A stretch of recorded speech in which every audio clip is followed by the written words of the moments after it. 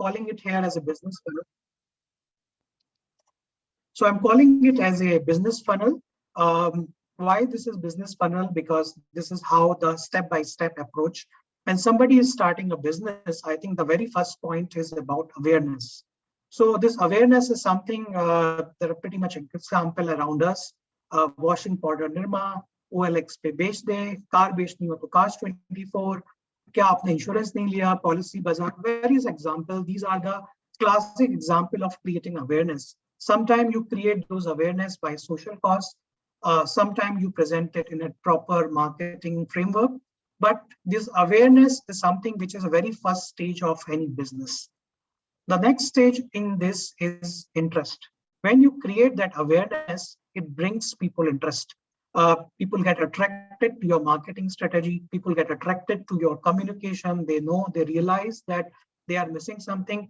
I think most of you are aware White Hat Junior advertisement where they're calling out that parents, if you are not teaching your kids that is going to be future, you are missing something. So parents are getting a fear of missing for their kids.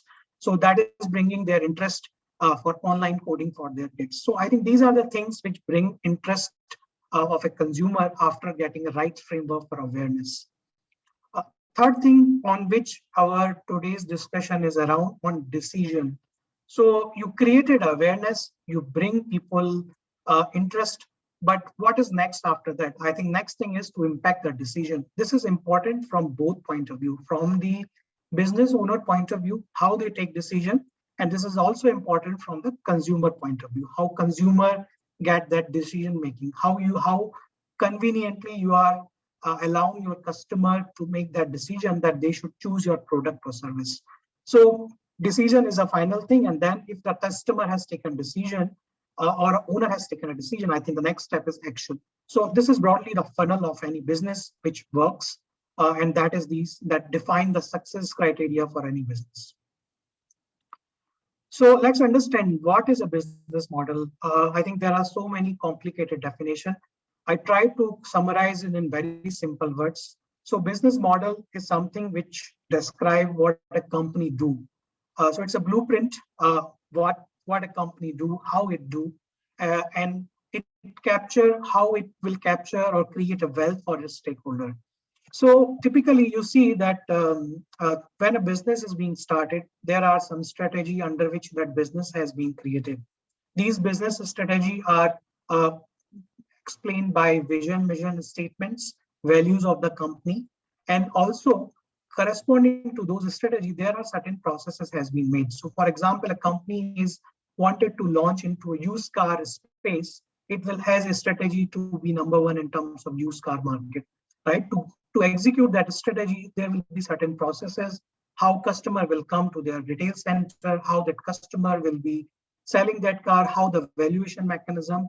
So I can say that there are strategy broad, which is a broader mission, vision, and values of a company. And then there are execution policies, which we call a business process or SOP, standard operating procedure. So business model is something which fits between these two. So it is a reflection of your strategy, practical reflection. So if you are saying number one leader in used car space, business model will tell you how you will become number one, how you will grow in that market, how you will get customer, how you will be profitable in terms of numbers, in terms of margin, that sort of thing. So business model converts your strategy into a more execution blueprint document. Similarly, there are business processes or standard operating procedure basis that a business model explain how feasible both are. These should be in sync. So the placement wise, business model is something which has been placed between your strategy and business process. And if you make a right business model, this is basically, it makes operationalize your strategies. It represents your foundation for your business processes. So this is in a very simple word, the definition of business model.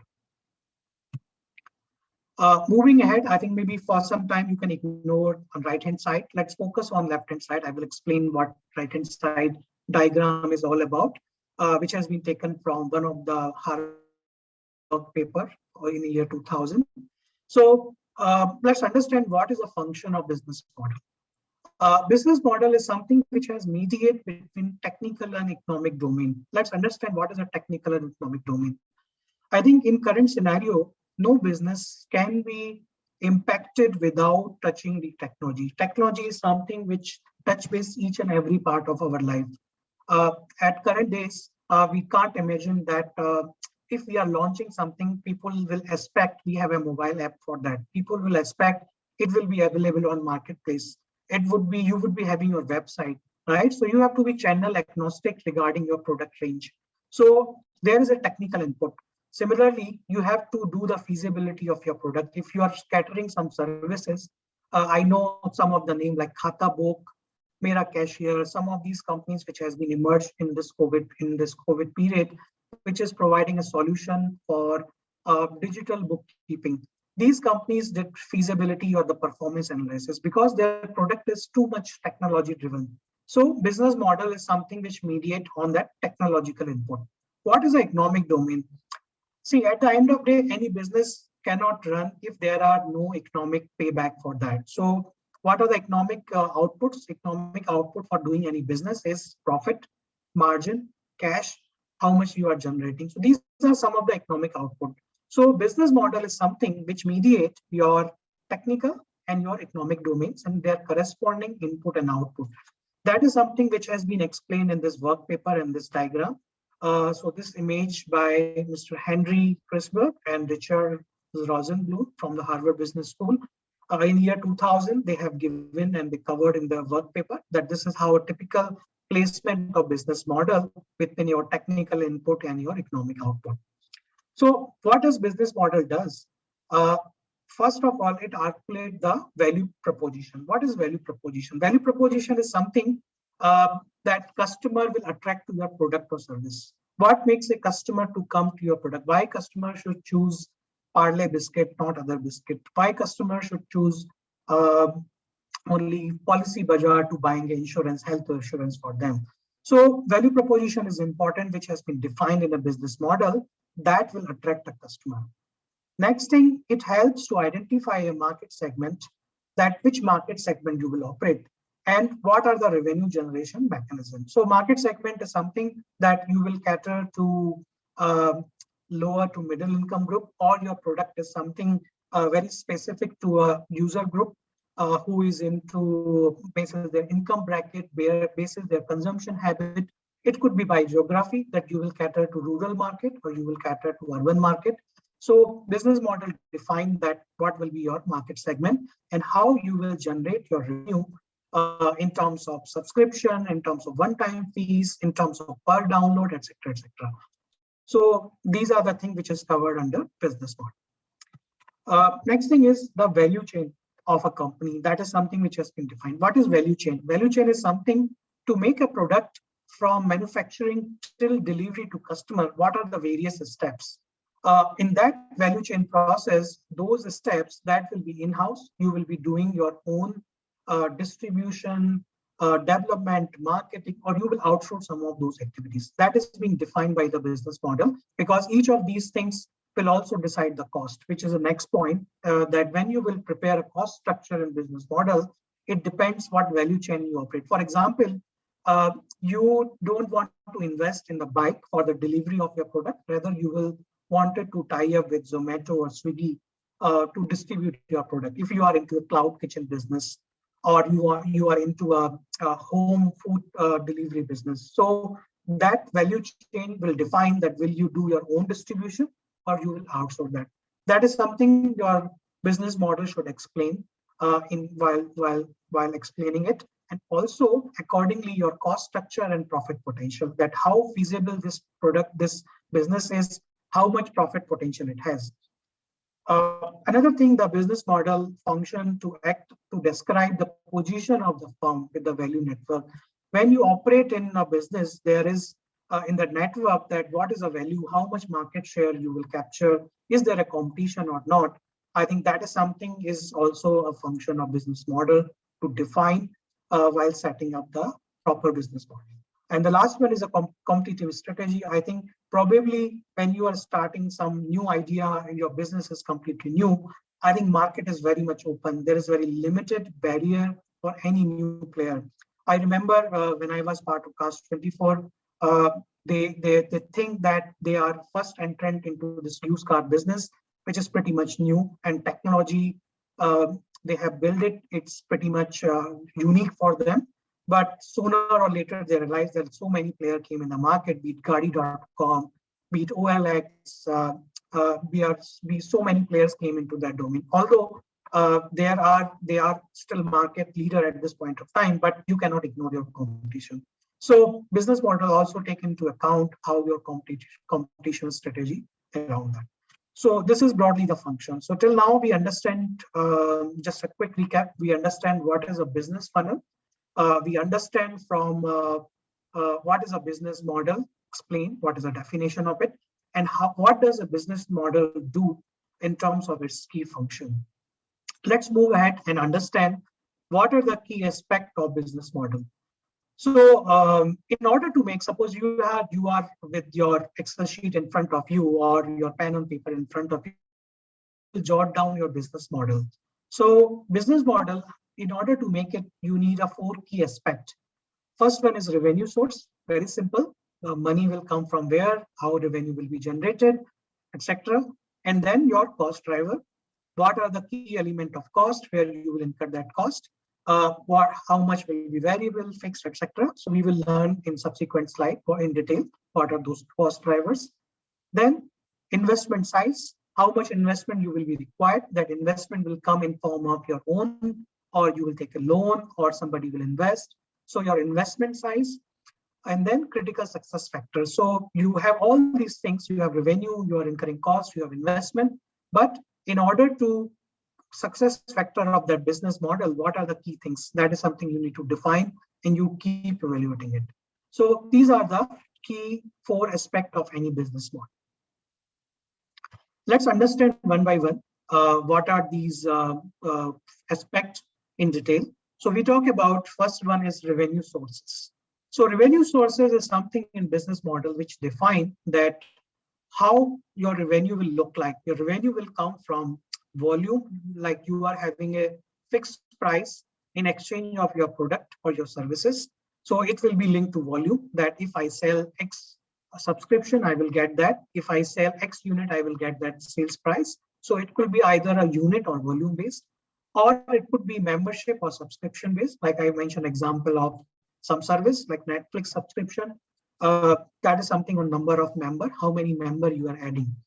So at a regular point of time, you have to also evaluate that do you need to do a prior changes in that your subscription? Are you going to increase that subscription pricing on regular basis? These are the key factors while defining your revenue sources.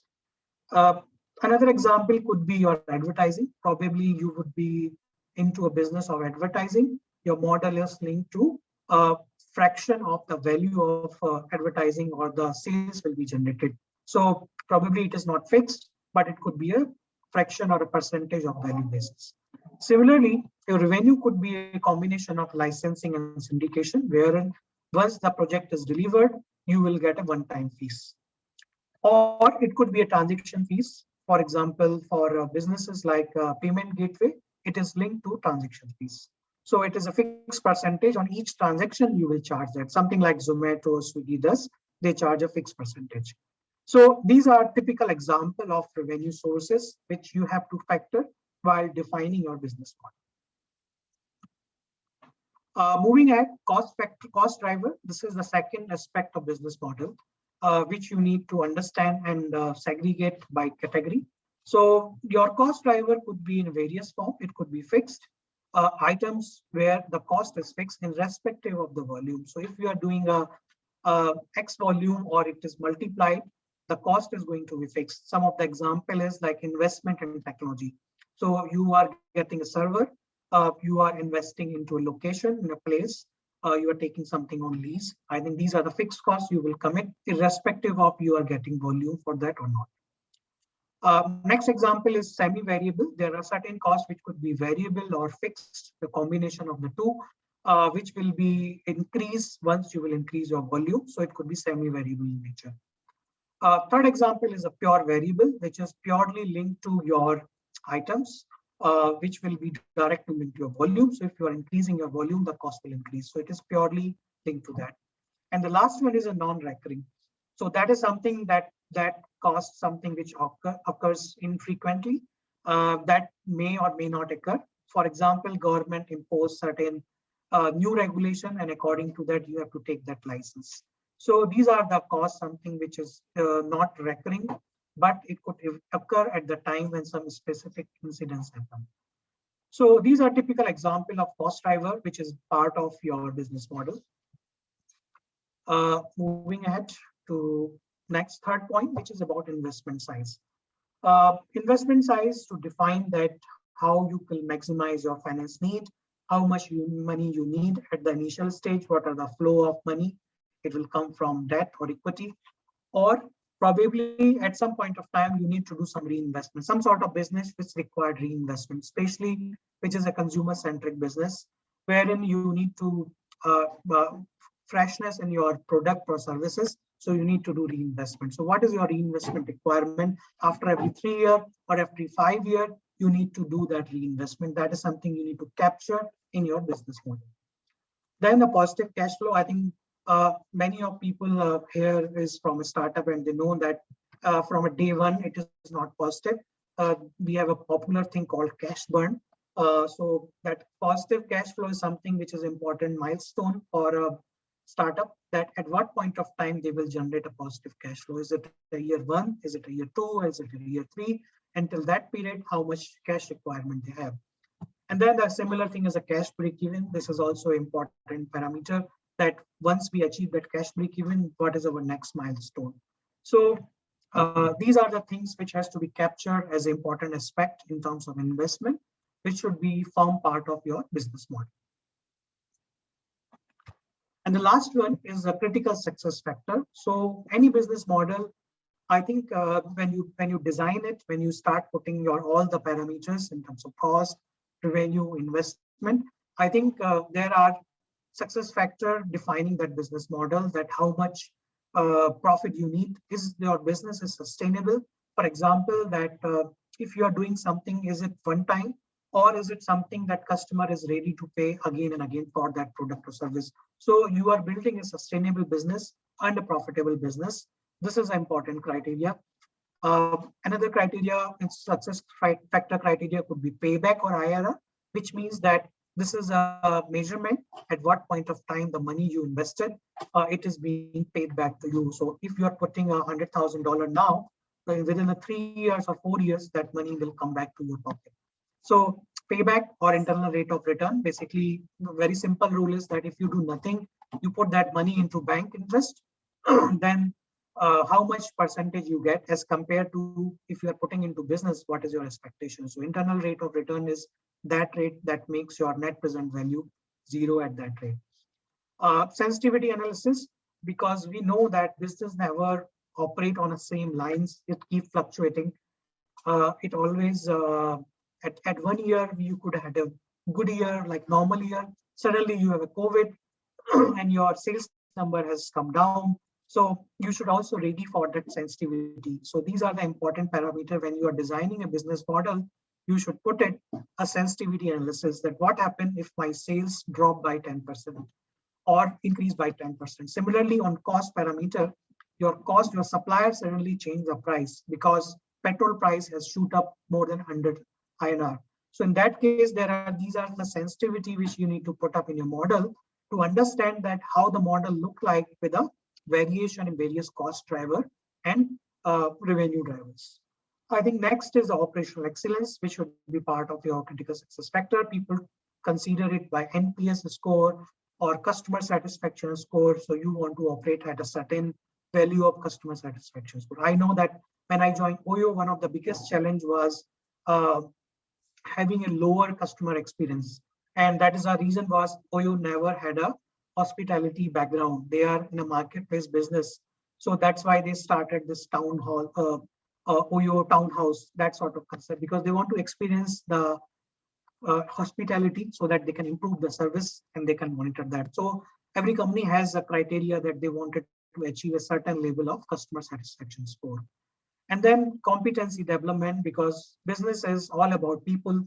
people are delivering for the success of your business model. I think there should be some competency development program wherein you are having a target, say every year X percentage of people will be developed or move to next level, or so that define that your company has a sustainable business with the right set of people. People are not leaving. I think one of the biggest problem I noticed in my startup journey is a churn of people. If people are not motivated, they don't see that their competency, according to their competency, they are developed, they are being paid in a startup. I think they will move. They will quickly jump around different startup because the market is full of opportunity, market is full of competition. So I think uh, in your critical success factor, somewhere you should have these factor in mind that you are working on a competency and development of your people, which is essential part of business. So so we covered these four essential part of business model. Basis that you can design a successful business model and you can keep these things in mind when you are jotting down a business model plan. Okay, so this is about business model and business plan. So you have heard people that they will be using this word interchangeably. That I'm working on I given my business plan to investor.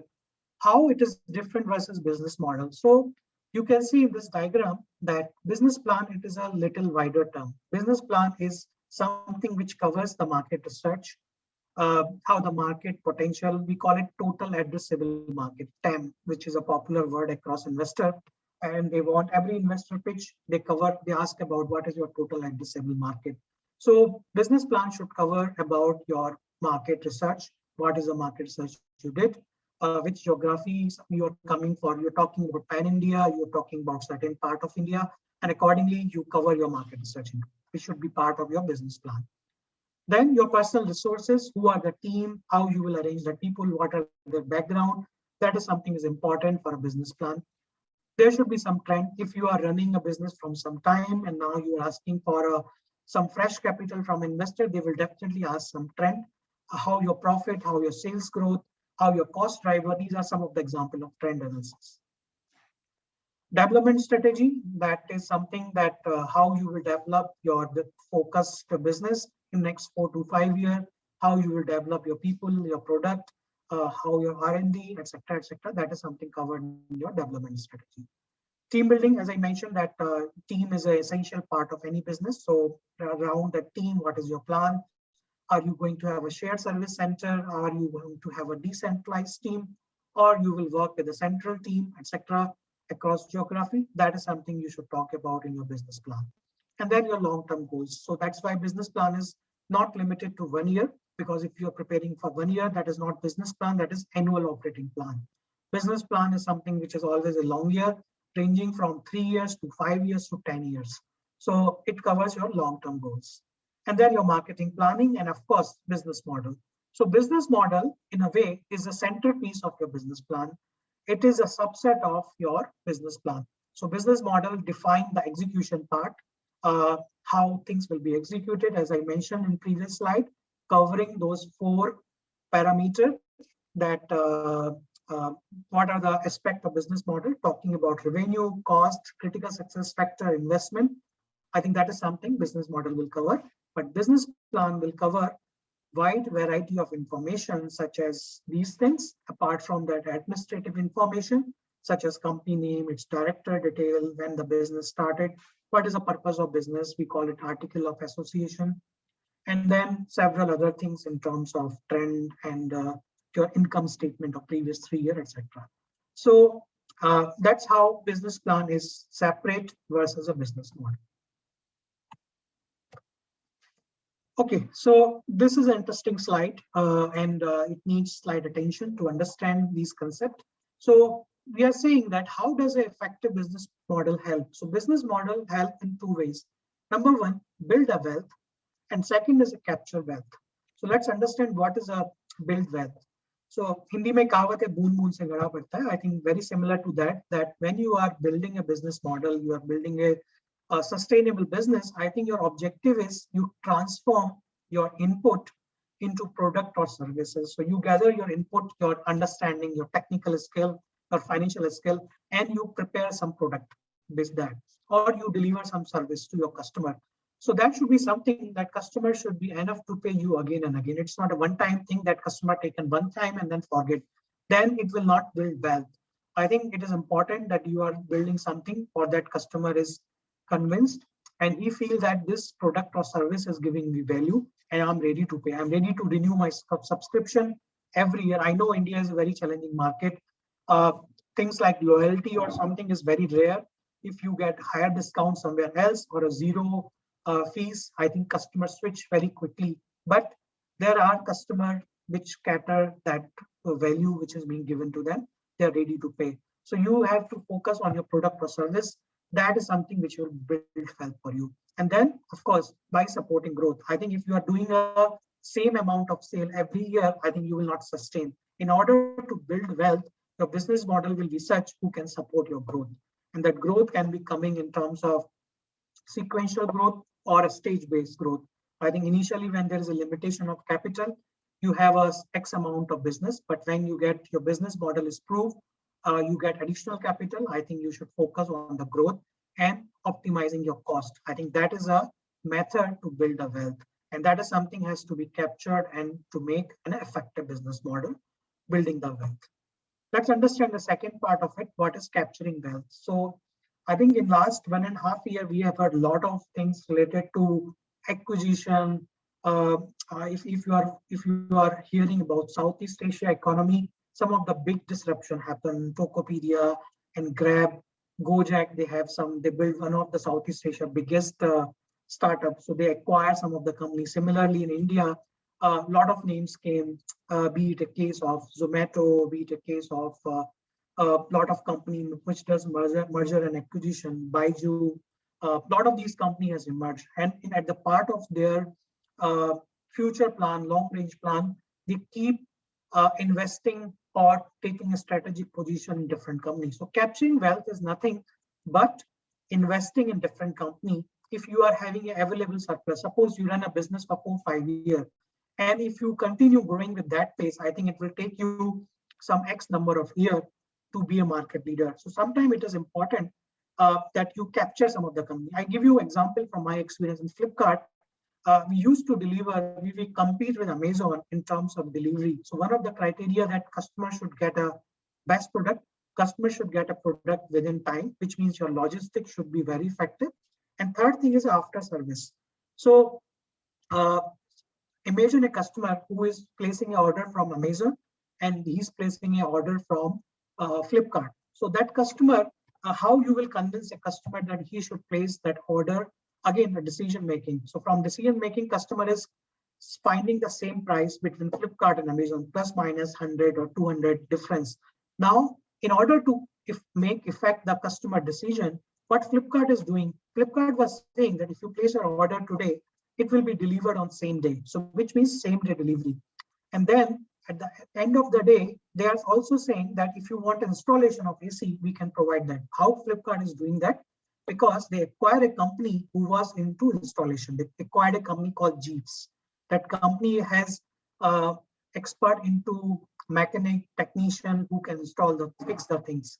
So Flipkart has put an investment in Jeeps, and with that tie-up, Flipkart customer was getting same-day delivery, and in the same delivery van, the Jeeps person, technician was sitting in the van and installing the AC at a customer. Now understand the experience from customer perspective, who's buying from Amazon, who's buying from Flipkart. That is something is about capturing wealth. So your model should be something at some point of time, you should think that what are the static position I can get? My cash flow, I have a free cash flow. If that is allowing me to have some strategic position, why not I should siphoning off that amount and accumulate wealth for the stakeholder. So capturing wealth is about those aspects, right? So you should be watchful for your things. Something like Baiju's keep acquiring some of the companies. Why? Because they are good in their local geography. They are generating a best quality content, which is synced with Baiju's long-term objective to become #1 online player. So I think these things, while defining your business model, I think for a long-range plan, especially, you should kept some space for these capturing wealth initiative. So that should be part of your business model if you want to make it effective and very powerful. Okay, so this is just messaging about business model. That business model is not a like one-time document. It is your living document. It keep changing based on the stage. As you can see, when a startup is a start, when a startup is very new, I think they have a challenge for a scalable business model. They have some broad idea, and based on that idea, they want to test the water whether that business will create a demand, customer will be ready to pay, and if customer is ready to pay, considering all the cost factor, reinvestment, etc., whether it will grow or not. Once that is passed, the next stage is scale up. So from startup to scale up, that is the next stage when the business model is proven, the concept is working, customer is there, and you are now working on scale up. So basically, you are looking for exponential growth, you want a market development, etc., etc. And according to that stage, you need a different business model, which was required at that stage. So your business model revise at a scale up stage. Next stage is a scale-up where you are moving towards the organized corporate, rather a startup. You are no more a startup. You are into a market which is known. You have a product which is known, and you are looking for a sustainable future growth. So you are a scaler at that stage. And that point of time, your business model again changed. So business model is never static. It keeps changing depending on the stage you are, and it keeps revising. So that's why it is called a living document, not a static document. So this is an interesting 4x4 matrix. And I wanted to make it very simple by giving some practical examples. So this is something called product market fit 4x4 matrix. So what is a product and market fit? Uh, so let's understand what very first stage, when you know the market and when you know the product. So basically, let's take a Policy Bazaar example. So Policy Bazaar know that they have a market for insurance, online insurance. People was earlier talking to their insurance agent. People are bothering over call, etc., etc. So they created a online insurance portal, right? So they know that insurance is a known market. The insurance everybody know, especially in the COVID period, everybody has taken the insurance company has shown a record number of premium they have collected. So product is known, market is known. They will create a classic business model, right? So here in this kind of business model, they will know the market sizing. They just focus about how much percentage of market they wanted to capture, and their product is known. So this is something they need a classic business model. Second is the shaping business model. So shaping business model is something which is fit in a situation when your problem is complex. And what is a complex problem?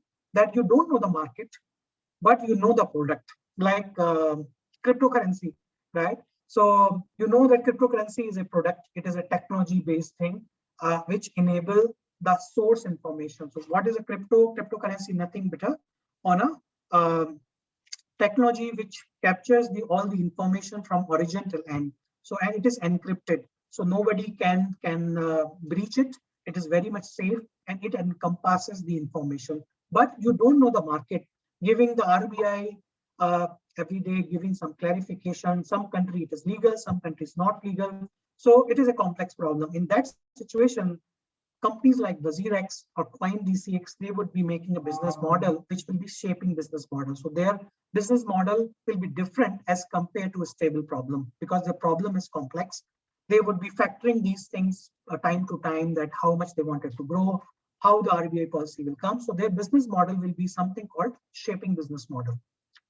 Then comes the adaptive business model. Adaptive business model is example when problem is very chaotic. You don't know the market, you don't know the product, right? So you have something in mind. It's just a rough idea, but it is not yet something is finalized. It is just taking shape. And similarly, you don't know the market, right?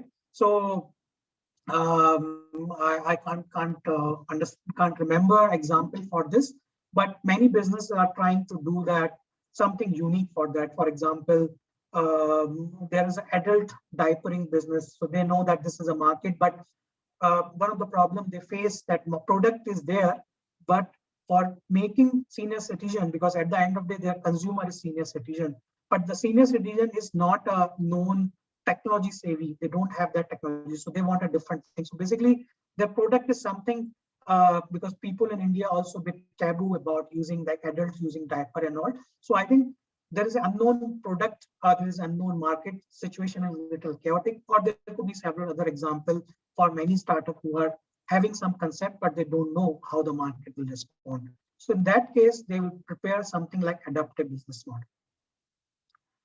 Next is a visionary business plan. This is something, I think classic example is e-vehicle, Tesla, right? So they know that market is known. We know that at some point of time, issues like global warming, limitation of fuel, these are the things in future. It could be 5 years down the line, 10 years down the line. I think this is going to happen. So market is certain. Why Ola is investing into world largest factory for e-scooter or e-vehicles, right? So they know that market is known, but their product is still unknown. They are just shaping up. They don't know that customer will be ready for that much amount to pay as compared to e-scooter, which is coming 75K or 80K as compared to the petrol vehicle, which is coming in 40 to 50K. So product is still will take some time. Also things like battery, because there is a limitation of battery which is available. The lithium is a solution, or there could be alternative battery which can be used. I think everybody is working around it. So product is still unknown, but there is a known market. In that case, the business model which is going to be made, that is something called visionary business plan. So I think these are the things which is, this is just a 4x4 matrix, just to give you a perspective that business model evolve basis the stage of product and stage of market.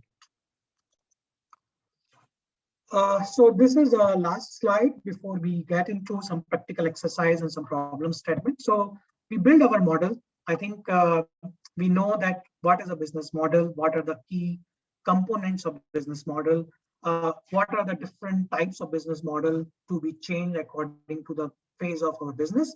I think, but execution is the most important thing. So you made a model, but you just prepare that Excel sheet and then you just throw it. I think that is something which will not work. I think what you need is you need a relentless discipline to follow your business model. When you are taking a call related to your cost, related to your ordering, I think you should always refer back to business model. That in business model, what are the assumptions we have taken? So I think it is always required a discipline that you follow your business model. Ideally, the best example that you don't deviate from your business model, better you create your budget around that. So for example, if I talk about Yum, every new store which we make a business model, for the first year, we made a budget basis the business model. So for example, a KFC store which has to open in some highway, and that highway we don't know how it will be performed. So we make a business model basis certain assumption, and we set the budget for the first year basis that, but next year we will change the budget basis the actual performance. But what making a budget will you always refer back to those numbers, which will be a criteria for your operations team, for your sales team to refer back that business model. So I think the best way, if you want a discipline around business model, link your budget to it. Then I think you also need to follow back your performance, your actual performance versus business model. So you need to benchmark and you need to analyze your actual performance on a regular basis. That so what we used to do a business model review exercise. And that every store which is completed 2 year or 3 year, we compare that performance versus business model, and then we give a score that out of the 10 store which has been opened last 2 to 3 years, X percentage is operating on performing on business model. So that gives a good healthy indicator that versus business model, what is our success ratio. And at last, there is that gives us also indicator that whether we need an improvement in business model. Is there some gaps? Are our assumptions are wrong related to that business model? So those kind of things which provide us constant improvement to identify the gaps so that our future business model are more accurate and their chances of high success. So I think overall, good execution is very much important for a business model. So I think with that, we covered largely the concept of business model, its component, its function, its success criteria, how it is different versus business plan. Let's do a business exercise. So I have covered 2 business exercise, which I will walk you through. And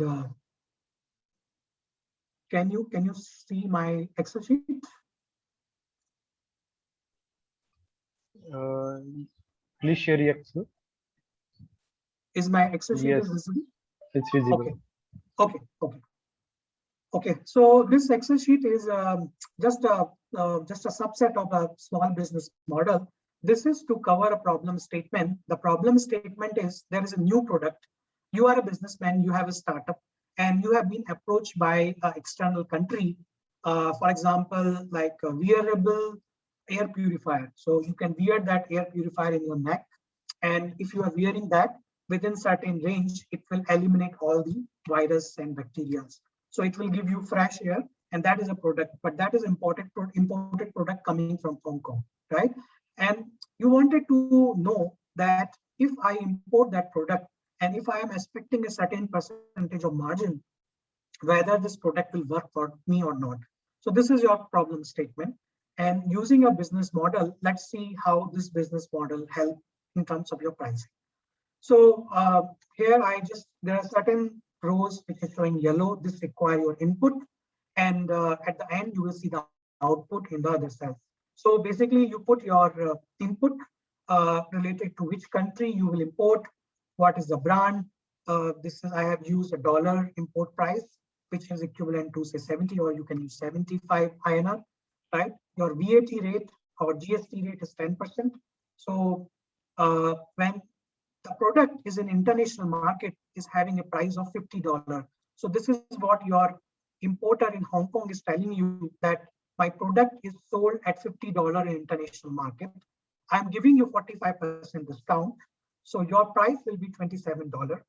And if there is labeling cost, because sometimes you need to put that label according to your local country. In that case, suppose India don't have that requirement. Some countries like Singapore or Indonesia has some requirement for labeling. So in this case, it is no requirement. So there's no cost for that. So this product, when you will import, it will cost you $27 on X duty price, because he's offering you 45% discount. Now, you need to add certain cost factor. Remember, we talked about cost factor in business model. So here are the cost factor. What are these cost factor? Because when you will import, you will pay import duty, right? And then you also pay freight to certain agency, because this price of $27 is X duty and X freight. So basically you have to conduct some tests, some additional duty. So basically you are paying around 35% across these three factors: freight, testing, freight and insurance, import duty, and testing. So basically your 35% is your landing cost factor, which means a product of $27 you purchase, it will cost you $37. Then comes the your economic and technical factor, right? In that, what you are putting here, that how much price a customer is ready to pay. So for example, the retail price of that product is $100, right? Retail price means end customer price. This is a wholesale price of $50, but this is a retail price. Retail price is what end customer is paying. Because this product is made in Hong Kong, so definitely you wanted to keep some premium, because if a customer can get it in $100 in Hong Kong, in India, if he's getting, he will be ready to pay some premium. So suppose your retail price, you consider that I can charge 5% premium in Indian market. So you kept a price of $105, which means that net in your pocket, because 10% will go to GST, in your pocket, you will get $95. And then there will be some promotion you have to incur, because every time you cannot sell it at $105. Sometime when maybe initially you can launch it, you can sell it, but later on you will have to give some discount, some promotion, some cashback. So you have assumed a 20% on an average various promotion or cashback you will give it to customer. So finally, what you will get $76 after VAT for a product which is costing you $37 after paying duties. So basically, this model is helping you to understand that I will get a 51% margin on this product. So this is how you can use for decision making, that okay, if 51% margin is sufficient for me to import that product or not. Or you can also check that whether a customer is ready to pay $105 in Indian market or not. So a customer will be, you will get a customer, you can do some survey and that customer will be doing that, and accordingly you can decide. And you can also decide if I charge $110, which means a 10% premium versus international price, what percentage of margin I will get. Or in future, government can increase the duties additional because this is coming from China. Government increase duty by 5%, how it will impact on my margin. So this model is so much variable, which is helping you to understand various levers. What will be the impact on premium I change? What will be impact in duty rate slash if duty rate decrease to 20%, how my margin will look like. So this model is helping you to understand that how your impact on your margin. So this is just example of how business model can help your decision making. Second example is little bigger. I will keep it short, considering we are approaching for our timeline. So I think this model is again an example for there is a brand called brand X you wanted to open, and you wanted to check within the payback of 2 years in your mind whether it is justifiable to invest in that brand or not. So basically, you created a model. This model is Excel based, and I just take an example of Jakarta. So basically, Grand Indonesia is a location. You created a model that there is a brand which can potentially give X amount of sale. I need to pay X amount of rent, right? And remember the margin we have created. So this will give me X% of margin, like 51% margin. My cost of goods sold is 49%.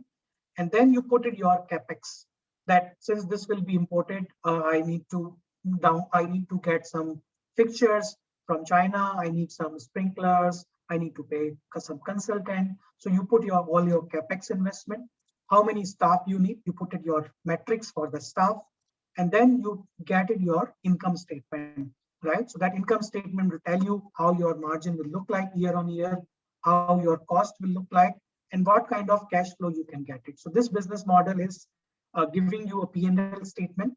Also, it is giving you your payback. Like this model is telling you, given that sales and cost, you can get a 22 months payback of your investment, which means 54% IRR, right? So then you can take a decision, and then you can also check that, okay, if I reduce my sale by X amount, suppose rather than doing this sale, if my sale is half of it, what will be the impact on my business model, right? So you can see that if my sale is half, I think it will take 72 months. So which is not feasible for me. So there are several examples you can make model like this, which can help you for decision making. This is just to give you a flavor that people can use a different model. Similar model is for investment. Somebody want to invest in your business, you can create a business model for investor perspective. So this is just example that business model can be useful for various requirement from your side. So I think that's it from my side in terms of walking you through today's session. I think very important, very popular saying that if you fail to plan, you are planning to fail. So I think it is important you make a plan, you make it successful plan, because if you don't make it, somebody will make it, and that person will be, you will end up working for that. So I think that's broadly cover today's session. I leave it to you for any feedback, question, answer. Thanks, Anuj. Thanks for the wonderful session. So, hi guys, the platform is open for the Q&A. You can ask any question from the Anuj, and we will answer you right now. So, yes, you can ask in chat box or in the Q&A session, or you may raise your hand. I will allow you to direct speak with the Anuj.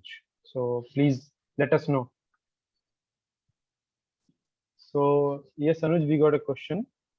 Yeah. If I got success, then I must need aware of who will be my next competitor. So what strategy to be made to leave my competitor behind me in near future? Yeah, so I think this is important that we talk about monitoring your competition. And I think in a business model, when we talk about critical success criteria, and that is where we talk about certain things like people. I think people plays a very important role. I think you need to understand what is my barrier for others. So just to give you an example, why companies like OLX or Car Deco or other companies is still behind Cars 24. I think what Cars 24 did, they just created a technology for, uh, they basically did a very detailed groundwork while going to car dealer, understand their problem. And according to their problem, they designed their app. They created their mobile app, which is covering 50 criteria, which a dealer check while buying a car. And then around that 50 criteria, what are the top 10 criteria, which is most important, a dealer look at it.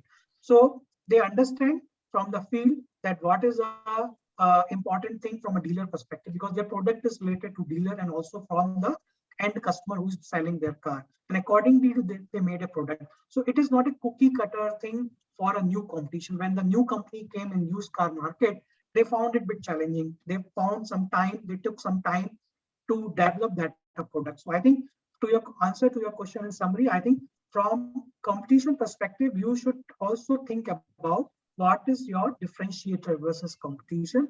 What will be the bottleneck which competition cannot copy? I think competition can copy things which is visible, but there are certain things like team, your product. I think those things which competition cannot copy, this is very unique to you. So you should look at it, what your competition is doing, and how you are doing that differently. If you are creating a barrier for your competition, I think you can sustain for a long term as compared to any competitor. So that's what my response to you. I think next question is coming from Damodar, that I am a new startup. I need to show financial projection for my startup. How to prepare and go ahead. Okay, so I think as I mentioned that we talked about some detailed factors. What should be your, so I think there are two things you're talking about. One is your business model, of course, and second is a presentation. Being a new startup, any investor come, they just wanted to understand what is, first of all, what is your concept. So I think you need to first show what is your product strategy. Is there a service you are giving in your startup, or is there a product you are offering to customer? You need to explain in much detail about it, and then you should cover about its model, how you will make it commercial, its revenue factor, its cost factor, how much investment you need, right? And then according to that, how you're feasible that product. If investor is putting a money within 3 years, this money will be paid back or not. So basically, you need to capture about first of thing very detailed about your product. What is the addressable market? Because as we talk about, there are technical factor and there is economic factor. And then investment size, what you're looking for it. So as the four component we discussed in the presentation, that should be covered in your preparation for an investor. And they call it investor pitch. There are some ready template available online, or there are professional companies who help to make a pitch for investor. I think I can also redirect to you some of the people who do that work. So you can send me over LinkedIn or WhatsApp. I think I can help you to connect with some of the people who is doing these things. Thank you. Next question is from Rahul, that business plan should be prepared for how many years in advance? I think I mentioned that business plan should be long-term. Business plan covering your marketing strategy, your team, your development. So minimum it should be for 3 years. Ideally, investor or any external party prefer your business plan should be at least for 5 years.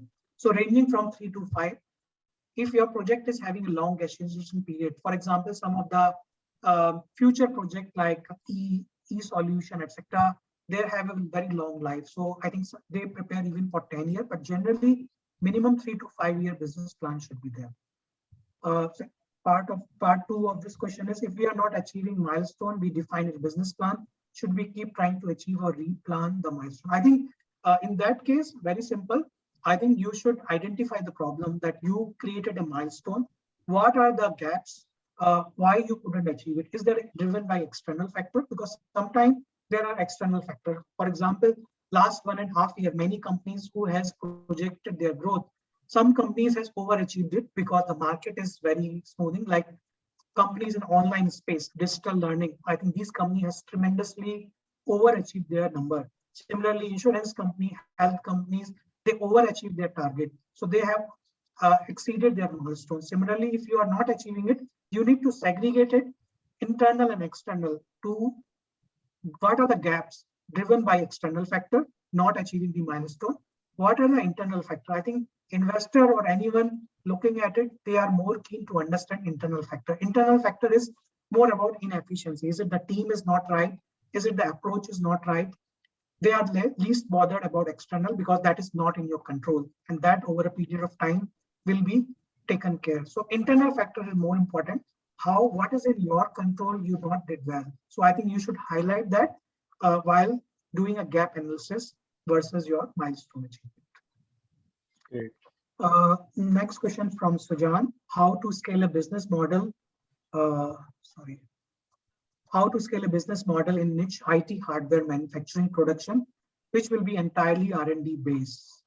I think I need to understand a bit more about this, that what is a product.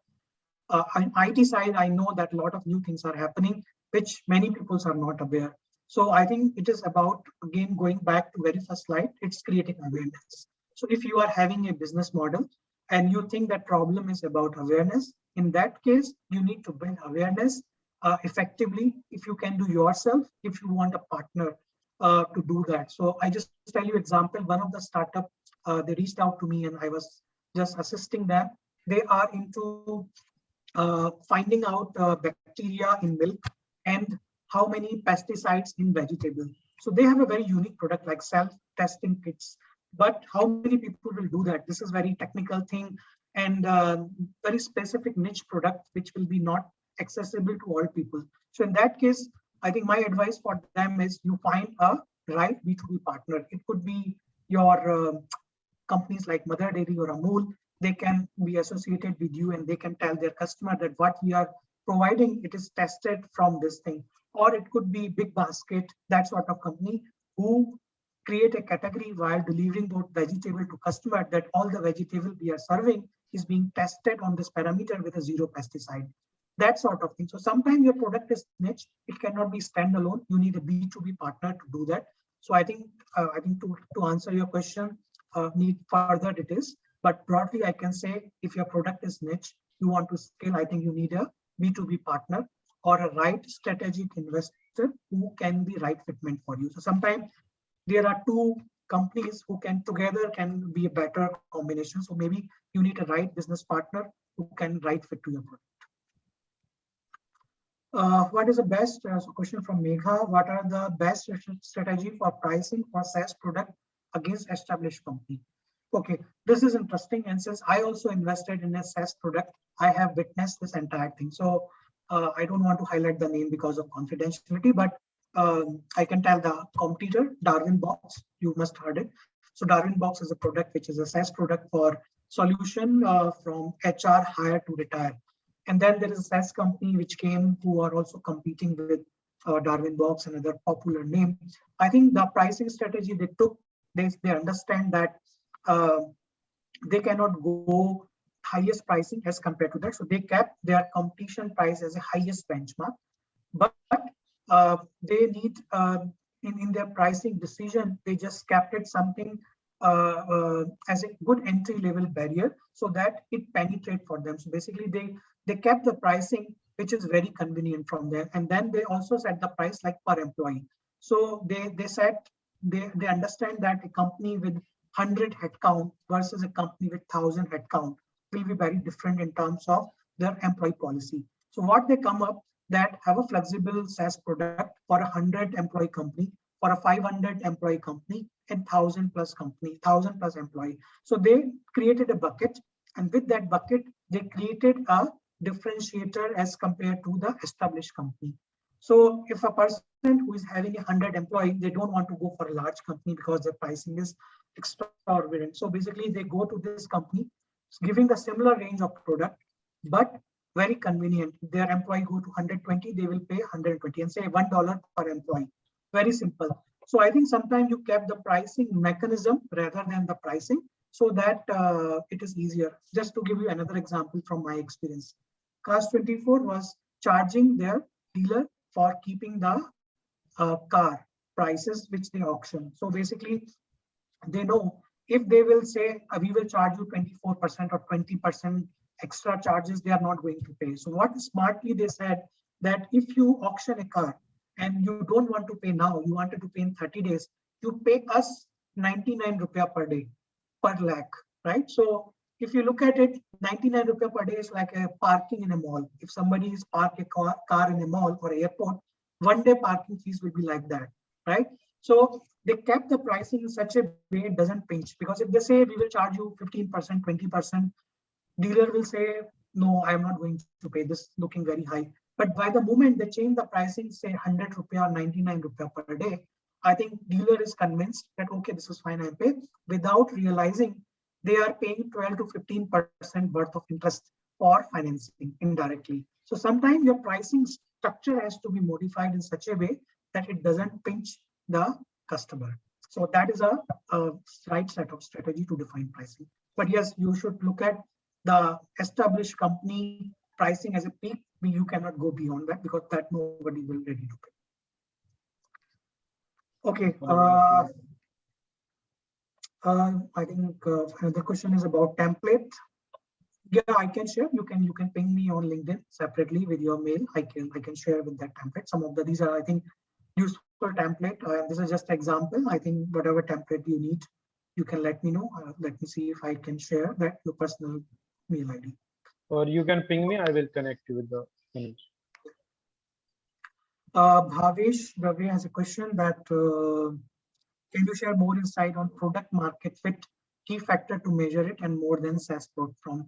I think product market fit, the diagram which I mentioned, I think you need to first of all understand that your product and market, at which category it is. You know the product, your market is known, your product is known. If that is the case, I think that is something, that is a category where you need a classic business plan, wherein classic business model where you can, but knowing the SaaS platform, I think it will never fit into that category. So basically here, market is known, but product is something which keep evolving time to time. So in that case, I think what you need to do in terms of, you need to see that what is a emerging requirement. Like I tell you about this HR SaaS product, what they realized that during this COVID period, lot of work from home related thing required changes in thing, because their program were designed for a attendance basis, coming to office or attendance in field. They were not prepared for work from home sort of thing. So they did those changes in their SaaS product. So I think for a SaaS product, it is important that what are the key changes you should be vigilant to the changes which is happening externally environment, and you keep changing those things in your product. That is something make your product unique and insightful. So I think from that perspective, your SaaS platform, your product market fit will be under adaptive business model, which means your business model has to be adaptive time to those changes. Sometimes those changes is not economically feasible. You need to do a lot of tech efforts, and customer is not ready to pay. So sometimes you have to evaluate that if you are doing that changes, whether the customer will be ready to pay, or is it too expensive for customer to pay. So I think to answer your question, it will be adaptive product market fit, and it also has to be go through technological feasibility, that doing that changes is feasible for you and customer is ready to pay for that. I think basis that you can figure out your strategy for product. Thank you, Anuj, for the answer and all. And I think Megha has raised a hand. She might want to talk to you. I may allow her. Yeah, sure. Okay, Megha, I'm giving you the rights to talk with Anuj. Yes, Megha. Thank you, Anuj and Rahul. That was really a fabulous session. So even the pricing question that I raised, I have another question linked to it. My product, which is a SaaS one, it competes against the hardware also. Like you must have seen before COVID, a lot of companies were using biometric for attendance management system, and now people Correct. are switching to a touchless solution. So what my product is doing, one is that it is competing against the existing HRMS system, where we have a software to manage all their attendance and everything, and then we have a biometric replacement software as well as the hardware, which is competing against this biometric, which can come around 5,000 to 10,000 rupees, and since our product is AI based touchless attendance solution, and it is comparatively the production cost is comparatively higher than what the hardware the people are right now using. So what should be my strategy to compete against this two diversified domain, both the software and the hardware? And just to add, our product is independent of the hardware also. So what should be the strategy to convince my customer that don't even you're not buying any hardware, your problems are getting solved because it is purely touchless and you don't have to depend upon certain hardware for an attendance management system or a visitor management. I think first of Thank you. all, yeah, first of all, I think excellent product you are operating, and given the current changes, I think i every can't company. i can't hear you. Hello, am I audible? Yes, Anuj, you are audible. Okay, so I think first of all, your product in which you operate is quite exciting, and given the current parameter where every HR perspective, people are conscious about their employee safety and all, I think you need to do simply segregate your hardware and software, because if you will combine somehow the additional feature you are providing in terms of hardware, that will impact the pricing, because software is something which is doing its job. If you will include the hardware pricing into it, it will not make feasible. People will perceive that your product offering is expensive when they will compare from that. So I think you need to do segregate.